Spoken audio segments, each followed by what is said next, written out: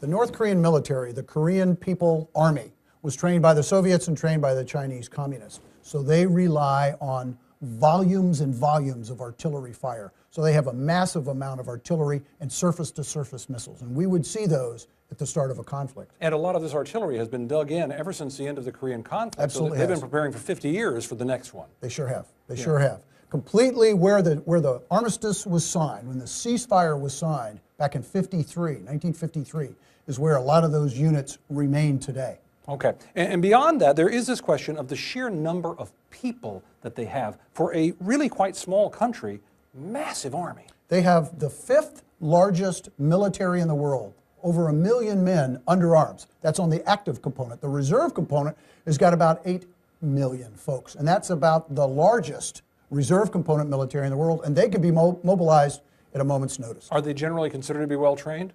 They are, the active component, very well trained. And in fact, when you compare the military to the population, the military has a much higher level of nutrition, training, so they are prepared. A couple of other things to talk about here. They have a Navy, so to speak. They have an Air Force. They have submarines. But we don't think of those in the traditional way we do other forces like that. Tom, let me talk about the Air Force for a second. Our primary concern about their Air Force is for the insertion of their very large, over 100,000 Special Operations Forces.